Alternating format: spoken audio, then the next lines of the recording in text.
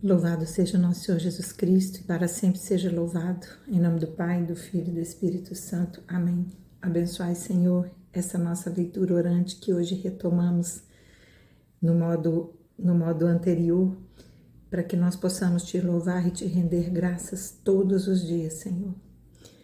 Boa tarde já, meu irmão, minha irmã. Já tinha um tempo que eu não aparecia aqui, porque nessa Semana Santa, por ser catequista, a gente fez uma proposta diferente em que meu filho fizesse a leitura orante no Instagram da comunidade que eu sou catequista.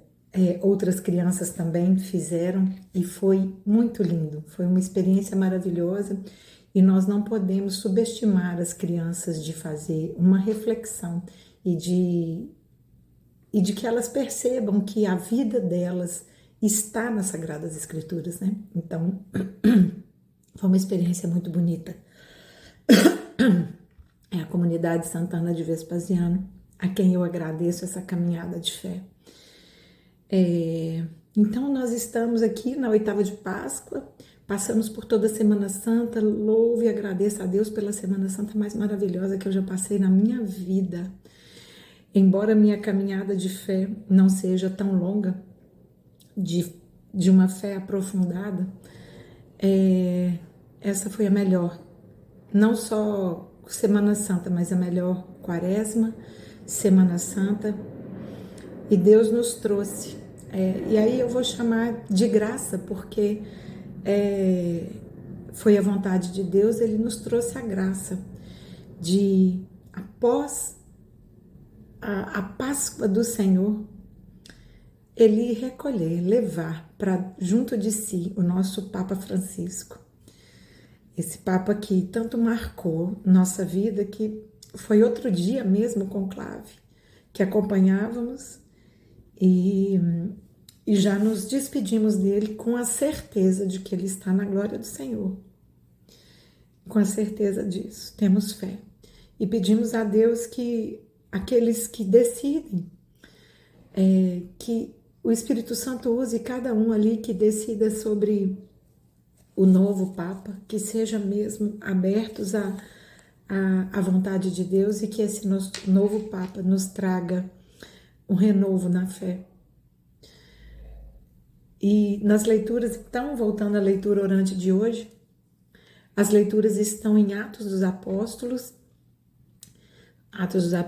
que foi escrito por São Lucas, o mesmo do Evangelho, capítulo 2, versículo do 36 ao 41. O Salmo é o 32, entre parênteses 33, nós já conhecemos. E o Evangelho é o de João 20, de 11 a 18. E com essas leituras,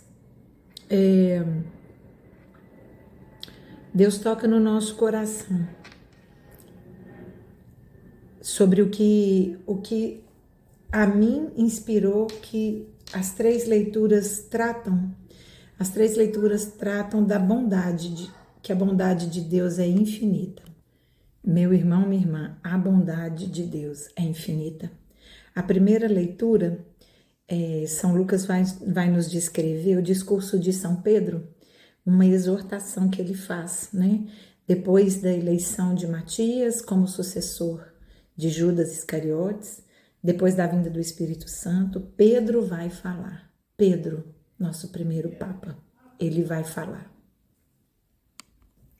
Então São Pedro vai dizer: este Jesus que crucificastes, Deus o constituiu. Ele está ali confirmando para aqueles que estavam ali ouvindo. Foi Deus que o constituiu Senhor e Cristo. Então, eles ficaram pesarosos por tudo, porque muitos entenderam quem estava com eles depois da morte de Jesus, né? E para muitos ali, eles não sabiam, então, o que fazer dali para frente.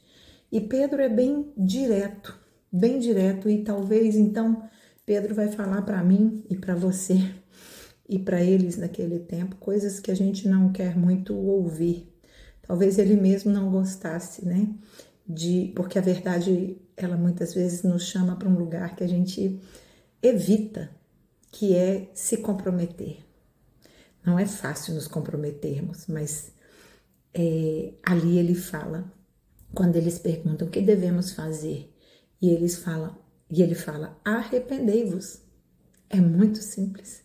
Para nos reconciliar com Deus, pela crucificação que ali estava vivendo, por cada pecado nosso, né? Arrependei-vos. E aí, muitos ali não eram batizados, né? E sejam batizados em nome de Jesus Cristo para a remissão dos pecados, e receberei os dons do Espírito Santo. Arrependei-vos, gente, como é forte, né? Como é forte quando São Pedro diz, arrependei-vos. Imagina o que São Pedro vivia, depois do que ele passou com Jesus, o que ele vivia ali para plenamente dizer, arrependei-vos, porque ele se arrependeu. E aí ele continua dizendo, olha que interessante, porque a promessa é da salvação, porque a promessa é para vós, vossos filhos e todos que ouvirem de longe. Olha só, ele começa falando a casa de Israel. Ele fala a casa de Israel. Ele está se dirigindo aos judeus da época. A casa de Israel eram todos os judeus da época. E aí ele fala, a promessa é para vós, vossos filhos e todos que ouvirem de longe, os gentios. Nós que não fazemos parte originalmente do povo judeu e todos aqueles que vinham de tantas outras práticas naquela época, né? Então, a promessa de salvação é para os judeus, mas é para nós também, para todos. Basta nos arrependermos, né? E ele fala ainda, o apelo do Senhor, nosso Deus, é que, aí ele vai falar aqui, o apelo do Senhor para nós é que nós devemos salvai-vos, ele diz, salvai-vos desta geração perversa. Meu Deus, para nos arrependermos, nós precisamos nos salvar de uma geração perversa, uma geração que não crê em Deus, uma geração que está longe do amor de Deus. Essa geração que normatizou o pecado. Estou falando daqueles aqui submetidos à influência maligna, submetidas às ações malignas, como Eva um dia foi, como Eva um dia sucumbiu a um sopro de tentação no ouvido. Então aqui São Pedro está falando para eles que ali estavam ouvindo, né? Salvai-vos dessa geração perversa, essa geração de pecado, de concupiscência, da nossa geração de abusos, de pornografias, de roubo, de corrupção. Quanta coisa nos dias de hoje nos atualiza para essa expressão, geração perversa. E ali naquele dia, mais de 3.000 foram batizados. Está na palavra do Senhor. Mais de 3.000 foram batizados. E aí a gente vê como a importância de estar caminhando na fé daquele que evangeliza. Porque foi a vida de Pedro, foi o Espírito Santo na vida dele que levou aquelas palavras, e essas palavras conduziram muitos à conversão, ao batismo, ao arrependimento. E olha como isso é bonito, né? Ele vai completar dizendo, né, que o testemunho, e aí eu penso, né, não ele que está dizendo, desculpa, o testemunho de fé é com a própria vida. Então foi a própria vida de Pedro que levou aqueles a serem tocados pelo Espírito Santo. Imagino que São Paulo também passou por isso, né? O seu testemunho de vida levou muitos a se converterem, e peço a Deus que a nossa vida seja também inspiração para a conversão de muitos e que nossas palavras não machuquem o Senhor. Que nossas palavras levem mais um irmão, e mais um irmão, e mais um irmão para o caminho da fé. Se tá bom onde nós estamos, nós podemos melhorar. E se tá bom onde estamos, nós queremos mais perto de nós.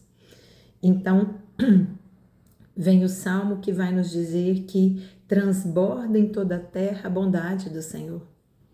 Olha se o que a primeira leitura nos traz da promessa de salvação, se não é bondade do Senhor. O Salmo vai nos falar, então, cantemos um cântico novo, vai falar de conversão, de arrependimento, vai falar, pois a palavra de Deus é reta. Isso é uma exortação de querermos ficar mudando as palavras de Deus aqui na Bíblia, né? De querermos ficar modernizando e adaptando. É diferente de acolhimento, né? É diferente, mas tem a ver com adaptar o mundo, adaptar as escrituras ao mundo, né? Isso não pode, não é assim que acontece. Então, muitos converteram, pois a palavra de Deus é reta. Nós precisamos primeiro nos corrigir, pois Deus é fiel, Ele é justo e Ele é bondoso. E Ele é nosso amparo e nosso escudo. E de modo lindo, lindo, a bondade de Deus, ela é realmente infinita. Porque no Evangelho, estamos na passagem em que Maria Madalena permanece à porta do sepulcro. Ela permanece ali e ali já havia acontecido, né? A crucificação, a ressurreição, elas já tinham visto que o sepulcro estava vazio. Pedro e o outro discípulo, que entendemos ser João, chegaram, então eles creram na ressurreição, entenderam a palavra, mas Maria Madalena continuou lá. Ela continuou, tamanho o amor dela por Jesus, ela continuou ali. Ela não ficou satisfeita em simplesmente constatar, ela queria mais de Jesus. E ela teve, porque os anjos, 2 anjos então estavam lá dentro do sepulcro e perguntaram para ela, mulher, por que choras? Por que choras? E Jesus pergunta para nós hoje, filho, por que choras? Por que choras? E aí eles vão dizer, Jesus já não está mais aí. E ela chorava. E esses 2 anjos, quando perguntam para ela por que choras, ela fala, porque levaram o meu Senhor. Eu queria saber onde ele está. E dizendo isso, Jesus aparece atrás dela. E ela não o reconhece de imediato, tamanha a grandeza de Jesus ali na primeira aparição. Olha, a primeira aparição foi para a mulher que ele evitou que fosse apedrejada. Ele evitou que fosse julgada por pecados pelos homens, né? Ele foi a primeira ali que ele chamou pelo nome. Foi a primeira que ele se revelou. E aí ela fala, ela acha que é um jardineiro e ela fala, onde está o meu Senhor? Aí ele diz, Maria. É o mesmo que ele diz para ela quando ele curou suas feridas espirituais. Ele falou, Maria. Então ela creu, né? E aqui, quando ele fala Maria, quando Deus nos chama pelo nome, a gente fala mestre, como ela, mestre. E aí ele diz, vá aos meus irmãos. Jesus tinha irmão de sangue? Não, aos irmãos espirituais, aos irmãos de fé.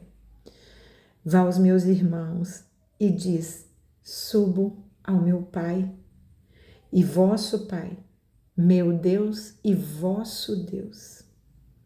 E ela correu para anunciar. Olha, Deus como Jesus fala com ela, suba ao meu Pai. E ele então diz, olha, na cruz ele já entregou Maria como mãe. E aqui ele está dizendo, suba ao meu Pai, vosso Pai. Meu Deus e vosso Deus. Deus nos deixou uma mãe. Jesus nos deixou uma mãe e nos deixou um pai. E nos deixou a Trindade. Porque são três em um só. E ela não precisou entender, ela correu para anunciar. Muitas vezes ficamos esperando compreender, mas o nosso intelecto, ele não alcança a grandeza de Deus. Então, ela correu. Mesmo sem entender, ela correu para anunciar. Anunciar o quê? A bondade de Deus, que se fez então novamente presente entre eles para poder então subir ao Pai. Só então subir ao Pai, para ter ali a confirmação de que Ele é o Cristo vivo, que hoje está no meio de nós. Glória a Deus por essa palavra de hoje. A bondade de Deus é infinita. E a vinda de Jesus é a maior prova de que a bondade de Deus é infinita. Louvado seja nosso Senhor Jesus Cristo, para sempre seja louvado. Em nome do Pai, do Filho e do Espírito Santo. Amém. Nossa Senhora de Lourdes, rogai por nós.